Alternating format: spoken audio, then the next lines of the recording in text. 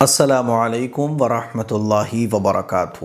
امید ہے کہ آپ لوگ خیر و عافیت سے ہوں گے۔ میں اللہ تعالیٰ سے دعا کرتا ہوں کہ اللہ تعالیٰ آپ کو یہ رمضان کا مہینہ بہترین طریقے سے گزارنے کی توفیق عطا فرمائے۔ آپ لوگ بھی میرے لیے دعا کیجیے گا۔ آج ہم لوگ تیسرے پارے کا خلاصہ سمجھیں گے۔ تیسرے پارے کے شروع میں اللہ تبارک و تعالیٰ نے اس بات کو بیان فرمایا ہے، تِلْکَ الرُّسُلُ فَضَّلْنَا بَعْضَهُمْ عَلَى بَعْضٍ، کہ پیغمبر تو بہت سارے آئے ہیں، تقریباً 1,24,000 کے قریب پیغمبر اس دنیا میں تشریف لائے ہیں۔ اللہ نے بعض پیغمبروں کو بعض پر فضیلت عطا فرمائی، جیسے دنوں میں اللہ تعالیٰ نے جمعے کے دن کو فضیلت بخشی، رمضان کے مہینے کو تمام مہینوں پر فضیلت بخشی، ایسے ہی پیغمبروں میں بھی اللہ تبارک و تعالیٰ نے بعض پیغمبروں کو بعض پر فضیلت دی، اور تمام پیغمبروں میں سب سے زیادہ فضیلت جو ہے وہ ہمارے آقا محمد صلی اللہ علیہ وسلم کی ہے۔ پھر تیسرے پارے میں آیت الکرسی آ جاتی ہے۔ آیت الکرسی یہ قرآن مجید کی افضل ترین آیت ہے۔ آیت الکرسی کے بارے میں حضور کا ارشاد ہے کہ جو شخص ہر فرض نماز کے بعد ایک مرتبہ آیت الکرسی پڑھ لے تو جنت میں جانے سے وہ صرف ایک قدم دور ہے، اور وہ ہے موت آئی اور وہ یوں جنت میں گیا۔ آیت الکرسی یہ شیطان سے حفاظت کے لیے بھی پڑھی جاتی ہے۔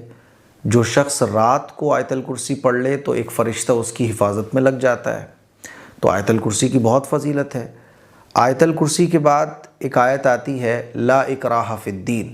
اللہ تبارک و تعالیٰ فرماتا ہے کہ دین میں کوئی زبردستی نہیں ہے۔ یعنی جو لوگ یہ پروپیگنڈا چلاتے ہیں نا کہ اسلام زبردستی پھیلایا گیا اور اسلام زبردستی قبول کروایا جاتا ہے، تو وہ جو ہے نا بہت بڑی غلط فہمی میں اپنی زندگی گزار رہے ہیں۔ قرآن نے تو بالکل کلیئر کر دیا لا اکراہ فی الدین، کہ دین میں کوئی زبردستی نہیں ہے۔ یعنی میں اگر کسی کو پیسے کا لالچ دے کے، کسی کو لالچ دے کر کسی چیز کا اسلام میں داخل کروں تو میرے لیے گناہ کی بات ہے۔ یہ لا اکراہ فی الدین، دین کے اندر کوئی زبردستی نہیں ہے۔ جو آدمی اسلام قبول کرنا چاہے اپنے شوق سے قبول کرے، اپنی دلی چاہت سے قبول کرے، دین کے اندر کوئی زور زبردستی نہیں ہے۔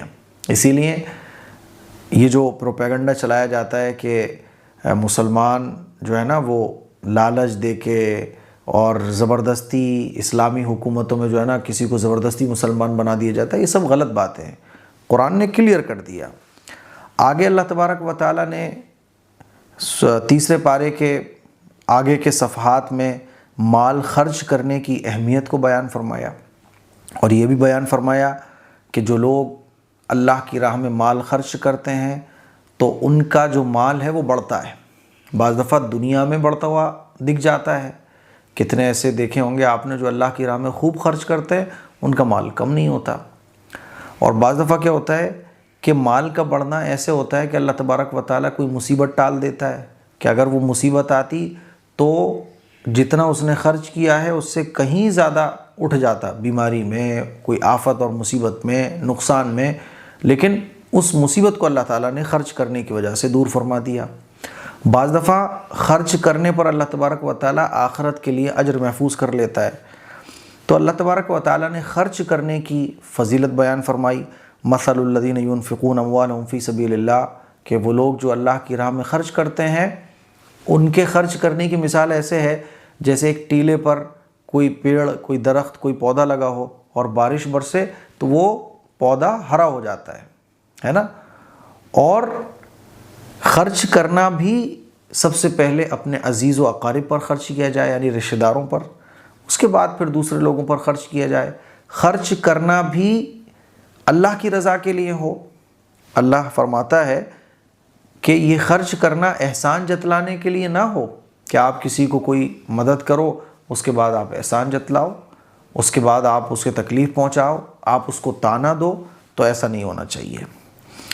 آگے اللہ تبارک و تعالیٰ نے سود کے بارے میں بیان فرمایا، الذین یأکلون الربا لا یقومون الا کما یقوم الذی یتخبطہ الشیطان من المس، کہ سود آدمی کیوں سود لیتا دیتا کیوں ہے؟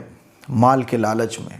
تو اللہ تبارک و تعالیٰ نے اس بات کو بیان فرمایا کہ سود کھانے والا اور سود کا لین دین کرنے والا قیامت میں اس طرح اٹھ کر آئے گا جیسے شیطان نے اس کو پکڑ لیا ہو۔ شیطان اور جنات آ جاتے ہیں نا کسی کے اوپر تو اس کی حالت کیا ہو جاتی ہے، تو ایسی اس کی حالت ہوگی۔ سود اللہ تبارک و تعالیٰ نے حرام قرار دیا، سود میں برکت نہیں ہوتی۔ اور بعض لوگ جو یہ کہتے ہیں بھئی یہ تو ایک کام کی طرح ہے ہمارے، تو وہ اس بات کو سمجھیں کہ اللہ تبارک و تعالیٰ نے سود کو حرام قرار دیا ہے، اور فرمایا کہ سود یہ نہیں، آپ حلال طریقے سے ارننگ کرو، سود نہیں۔ سود یہ اتنا بڑا گناہ ہے، اتنا بڑا گناہ ہے کہ اللہ اور اللہ کے رسول کی طرف سے سود کا لین دین کرنے والے کے لیے جنگ کا اعلان ہے، اسی لیے سود سے ہمیں بچنا چاہیے، ٹھیک ہے، سود سے بچنا ہے۔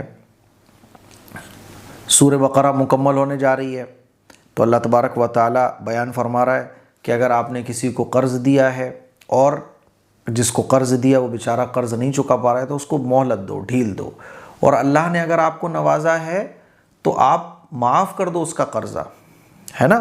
تو اللہ تبارک و تعالیٰ فرماتا ہے وَإِن كَانَ ذُو عُسْرَةٍ فَنَظِرَةٌ إِلَىٰ مَيْسَرَةٍ، اگر اللہ نے تمہیں دیا ہے تو معاف کر دو، ورنہ مہلت دو، کم سے کم مہلت دو گے، اور ادھار کے پیسے وہ نہیں دے پا رہا ہے، آپ کرو کوئی بات نہیں بھائی، جب انتظام ہو جائے جب دے دینا، تو اللہ تبارک و تعالیٰ فرماتا ہے اللہ اس پر بھی تمہیں اجر دے گا۔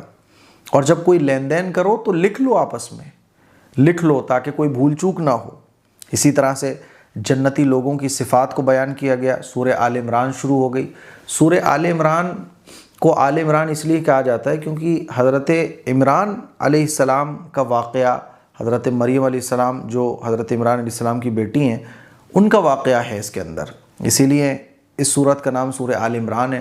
اللہ کے نبی صلی اللہ علیہ وسلم نے سورہ آل عمران کی بھی فضیلت کو بیان فرمایا، اور فرمایا حضور نے کہ جو شخص سورہ بقرہ اور سورہ آل عمران کی تلاوت کرے، اور حضور نے ایک حدیث میں بیان فرمایا کہ ان دونوں صورتوں کی تلاوت کرنا چاہیے، آخرت کے میدان میں سورہ بقرہ اور سورہ آل عمران یہ اپنے پڑھنے والے کے لیے ایسے آئیں گی جیسے کہ بادل کا سایہ، جیسے پرندوں کا جھرمٹ، اور یہ اپنے پڑھنے والوں کے لیے اللہ سے سفارش کریں گے کہ اللہ اس کو جہنم میں نہیں جانے دے سکتے ہم، کیونکہ یہ آپ کا بندہ ہمیں بہت پڑھا کرتا تھا۔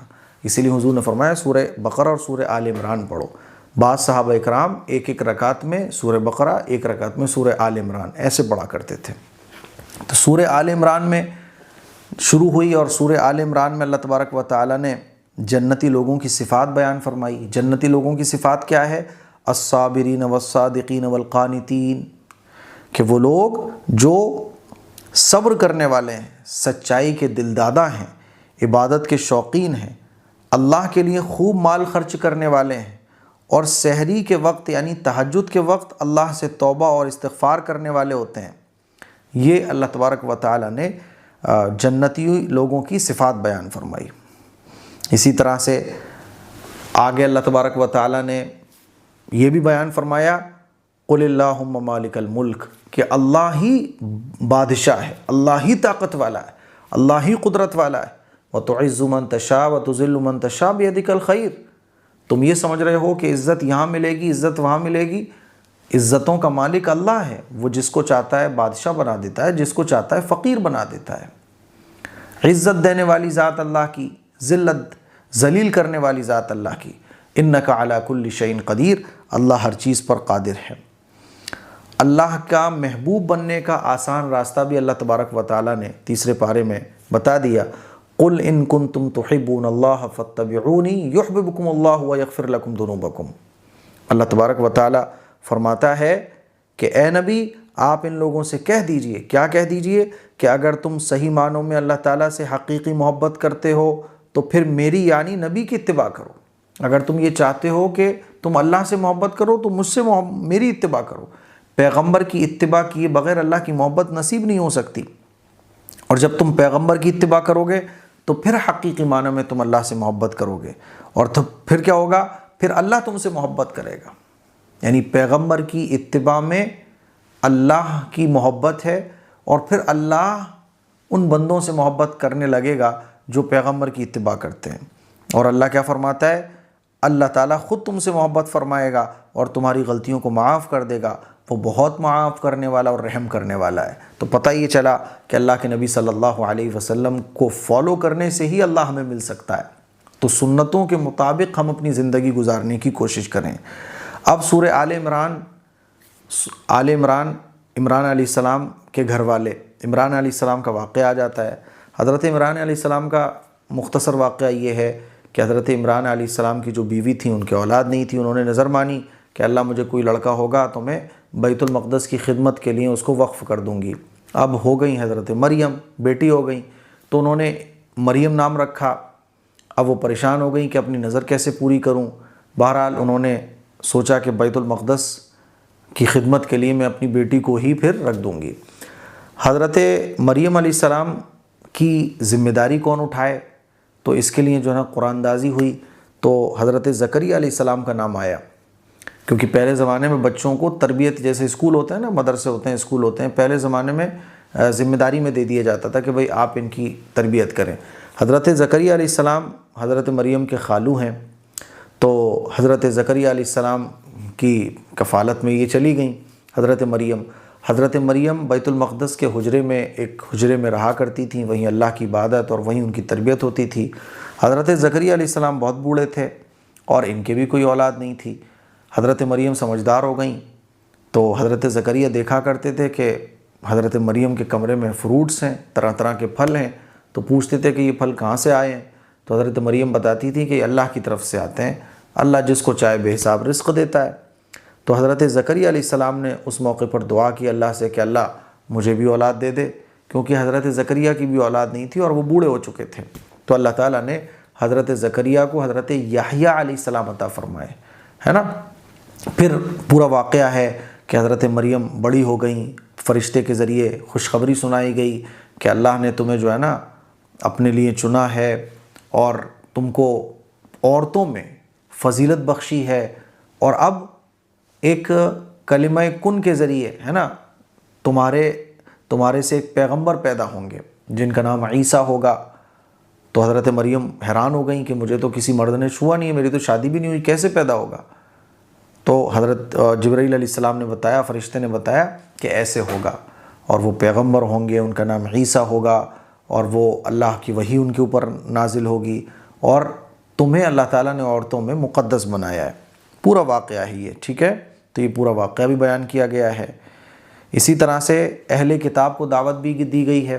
اہل کتاب یعنی عیسائی ہیں، یہودی ہیں، کیونکہ عیسائی اور یہودی یہ پیغمبروں کو تو مانتے تھے۔ حضرت موسیٰ علیہ السلام کو یہودی مانتے ہیں، حضرت عیسیٰ علیہ السلام کو عیسائی مانتے ہیں، اور یہ دونوں لوگ حضرت ابراہیم علیہ السلام کو بھی مانتے ہیں، لیکن انہوں نے اپنی شریعت کو بدل دیا، تبدیلیاں کر دیں۔